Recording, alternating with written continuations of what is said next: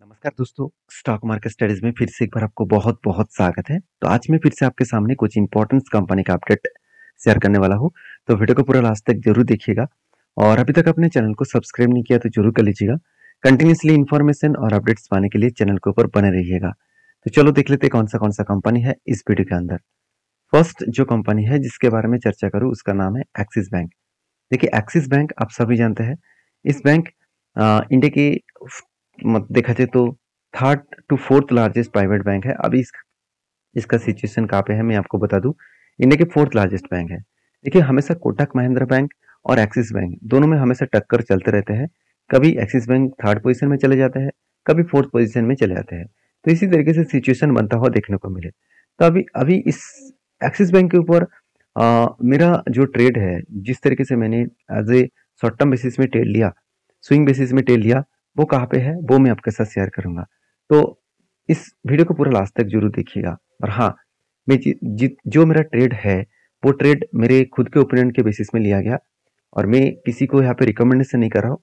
आपको सिर्फ सारी चीज सिखाने के लिए कर रहा हूँ कि किस तरीके से पैटर्न्स को फॉलो करके काम किया जाता है। तो आप उस पैटर्न्स को वेरीफाई करिए, उस पैटर्न्स को बैक टेस्टिंग करिए। उसके बाद अगर आपको लगे कि हाँ ट्रेड लेना है तो आपके दम के हिसाब से ट्रेड लीजिए। तो देखिए यहाँ पे पहले एक पैटर्न्स बना था और जब यहाँ पे शोल्डर कम हेड कम शोल्डर बना और ब्रेकआउट हुआ, उसके बाद देखिए शानदार तरीके से टारगेट को अचीव किया। फिर से देखिए बहुत दिनों के बाद यहाँ पे क्या बना, शोल्डर, फिर से एक बार शोल्डर, फिर से एक बार हेड बनने जा रहा है। अगर यहाँ से छोटा सा एक शोल्डर पैटर्न क्रिएट करे और ब्रेकआउट करे तो फिर से एक ट्रेड बन सकता है। तो मैंने इस तरीके से ट्रेड क्यों लिया पहले बता दूं। क्योंकि देखिए कंपनी आज लाइफ टाइम हाई के ऊपर है। कंपनी का प्रीवियस हाई अगर देखिए तो लाइफ टाइम हाई के ऊपर है और कंपनी बेस्ट तरीके से धीरे धीरे करके आगे बढ़ रहा है। क्योंकि कंपनी के जो फाइनेंशियल डिटेल्स है वो बहुत स्ट्रांग होता चला गया। जो H D F C sorry जो देखा जाए तो एक्सिस बैंक में इतना स्ट्रांग ग्रोथ आज तक नहीं देखने को मिले। देखिए 22,000 करोड़ से डायरेक्टली 28,000 करोड़ बन चुके हैं। तो अराउंड यहाँ पे देख सकते हैं 6,000 करोड़ के आसपास ज्यादा कंपनी का रेवेन्यू ग्रोथ होता देखने को मिले। इंटरेस्ट भी कंपनी पेमेंट किए, उसके बाद नेट प्रॉफिट भी कंपनी का अलग लेवल में बढ़ता हुआ देखने को मिले। 6,200 करोड़, 6,500 करोड़। तो नेट प्रॉफिट जो है वो बेस्ट तरीके से यहाँ पे ग्रोथ होता देखने को मिले। बाकी एज ए इन्वेस्टर, प्रोमोटर से लेकर एफएसडीएस पब्लिक हर किसी के पास अच्छा खासा निवेश यहाँ पे देखने को मिला है। तो प्रोमोटर के पास भी होल्डिंग्स है, चाहे एपएस के पास भी है, डीएस के पास है, पब्लिक के पास भी है। इसी चीज को मैं अगर चार्ट पेट के पैटर्न के बेसिस में दिखा दूं, आप देखेंगे तो प्रोमोटर के पास कितना, सिर्फ 8% होल्डिंग है। अगर म्यूचुअल फंड और साथ ही साथ देखेंगे तो जो इंस्टीट्यूशन है जैसे एफएस, वो भी 54% होल्डिंग रखा है। क्यों ना रखे, जो कंपनी इतना शानदार तरीके से काम कर रहा है। अगर इस कंपनी का सेल्स का ग्रोथ देखेंगे तो एवरेज 15% के ऊपर दिखेगा, प्रॉफिट का ग्रोथ भी 15% के ऊपर दिखेगा, सीएजीआर का रिटर्न परसेंटेज आपको 15 से 20% के ऊपर दिखेगा। तो जो कंपनी इतने शानदार तरीके से परफॉर्मेंस कर रहा है तो हर कोई तो इस कंपनी के ऊपर रहना चाहेंगे। और मजेदार बात क्या आप जानते हैं, कंपनी के ऊपर जो बोरिंग्स है वो हर साल यहाँ पे देखिएगा, हर साल बढ़ते चले जा रहे हैं। क्योंकि कोई भी बैंक का जो बोरिंग्स है वो हर साल बढ़ना चाहिए। अगर बोरिंग्स बढ़ रहा है तो सोचिएगा बैंक का ग्रोथ हो रहा है। हाँ, ये बात भी गलत बोलना होगा कि सिर्फ बोरिंग्स बढ़ने से कंपनी का ग्रोथ होगा, ऐसे बिल्कुल नहीं। बोरिंग्स बढ़ना जितना चाहिए उसी तरीके से प्रॉफिट भी होना चाहिए। बैंक ने लोन तो ले लिया मगर अगर प्रॉफिट ही नहीं कमा पा रहा है तो उस बैंक से ताल्लुक रखना ठीक नहीं है। तो मेरे हिसाब से इस कंपनी के ऊपर परफॉर्मेंस मुझे अच्छा देखने को मिले, जिसके चलते मैंने ट्रेड लिया। बाकी आपके क्या ओपिनियन है जरूर मुझे कमेंट्स करके बता सकते हैं। नेक्स्ट जो कंपनी है उसका नाम है कोल इंडिया लिमिटेड। देखिए कोल इंडिया लिमिटेड जो है वो एक मार्केट कैप के हिसाब से 2,80,000 करोड़ के आसपास इसका मार्केट कैप है। और कंपनी के जो पी रेशियो है वो एकदम ना के बराबर है। और कंपनी का इंडस्ट्रीज पी रेशियो कितना है, 18 के आसपास है। तो बहुत सारे लोगों ने मुझे कमेंट किया सर कोल इंडिया में मतलब पहले जिस तरीके से सिचुएशन बनता था आप देख सकते हैं, कोल इंडिया लगातार एक फॉलिंग कंपनी था, लगातार वो गिरने वाला कंपनी था। आज उसका लाइफ टाइम जो हाई है, लाइफ टाइम हाई कहाँ पे है, लाइफ टाइम हाई है एक्चुअली देखा जाए तो 439 के आसपास। और आज इस कंपनी ने हाई कितना किया, करीबन 480 के आसपास। मतलब इसका जो लाइफ टाइम हाई है उस लाइफ टाइम हाई को कंपनी ब्रेकआउट किया। तो ऐसा क्या हो गया कि कंपनी इतना तेजी से ग्रोथ किया, और मजेदार बात क्या है आप जानते हैं, कंपनी जब हाई किए थे, इसका जो पी रेशियो का हाई था वो कहा था 25 तक था, और आज पी रेशियो कहाँ तक चल रहा है, 10 तक चल रहा है, मतलब 10 में चल रहा है। तो सोचिए, अगर कंपनी 10 से 25 तक गए तो आज जिस तरीके से कंपनी के रीबैक हुआ है उससे भी कई गुना ज्यादा कंपनी का अप 10 जाने का कोशिश करेंगे, क्योंकि कोयला का जो डिमांड है वो लगातार बढ़ते चले जा रहा है और भी ज्यादा बढ़ने वाले हैं। तो कोल इंडिया एक गवर्नमेंट कंपनी होने के नाते मैं इस कंपनी के ऊपर एज ए इन्वेस्टमेंट के लिए सोचता नहीं हूँ। मैं जब जब इस कंपनी के ऊपर ट्रेड बनता है तब भी मैं ट्रेड को जरूर लेता हूँ। जैसे मैंने इस कंपनी के ऊपर ट्रेड जहाँ पे लिया था, मैं आपके साथ शेयर करूँ तो देखिए, कोल इंडिया के ऊपर एक बहुत शानदार ट्रेड बना था। कुछ इस तरीके से ट्रेड बना, शोल्डर कम हेड बना, उसके बाद शोल्डर बना, और फाइनली क्या हुआ, ब्रेकआउट हुआ। और ब्रेकआउट होने के बाद कंपनी क्या किया, धीरे धीरे करके ऊपर गया और फाइनली टारगेट को अचीव किया। तो बेस्ट तरीके से यहाँ पे क्या बना, शोल्डर कम हेड कम शोल्डर बना और ब्रेकआउट हुआ, उसके बाद टारगेट तक वो अचीव किए। तो 58% के आसपास यहाँ पे टारगेट निकल के आया, जो मेरे हिसाब से एक बेस्ट तरीके से यहाँ पे टारगेट बना।